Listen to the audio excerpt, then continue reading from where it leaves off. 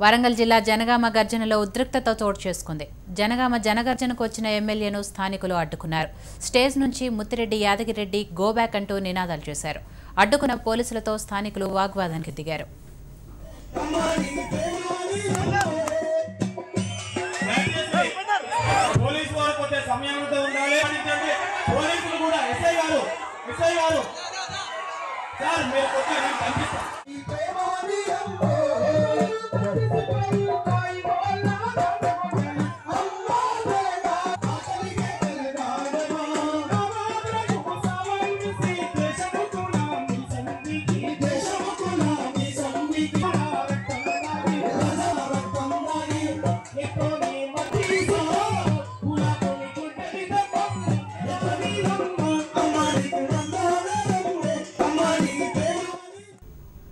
దీనికి సంబంధించిన మరిన్ని వివరాలు మా ప్రతినిధి బాల్కుమార్ అడిగి తెలుసుకుందాం. బాల్కుమార్, జనగర్జన సభలో ఎందుకు ఎమ్మెల్యేని అడ్డుకున్నారు?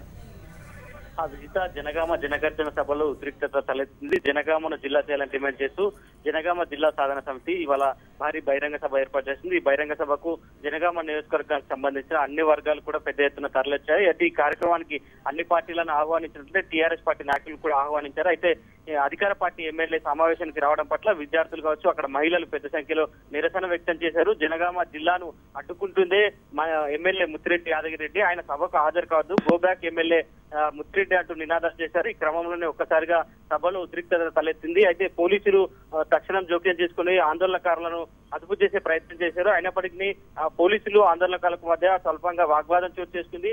అయితే సభకు వచ్చిన ముఖ్య నేతలంతా కూడా విద్యార్థులను సంధానించే ప్రయత్నం చేశారు.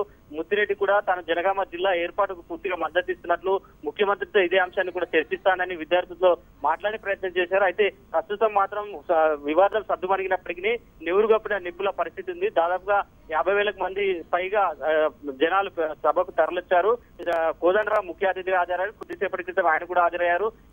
మాజీ ఎమ్మెల్యే సిచ్చుకరామయ్యతో పాటు విద్యావేత్తలు, వివిధ పార్టీల టీపీసీసీ మాజీ చీఫ్ పొన్నాల లక్ష్మి, వీళ్ళంతా ముఖ్య నేతలంతా కూడా హాజరయ్యారు. కొద్దిసేపటి క్రితమే ప్రసంగాలు కూడా ప్రారంభమైన ప్రధానంగా జనగామ జిల్లా చేయాలి, అప్పటి వరకు ఉద్యమం కొనసాగిస్తామని ఈ సభ ద్వారా ప్రభుత్వానికి చెప్పడానికి సమావేశాలు ఏర్పాటు చేశారు. ప్రస్తుతం అయితే వివాదం సద్దుమణిగిందని చెప్పుకోవచ్చు. Thank you Balakumar.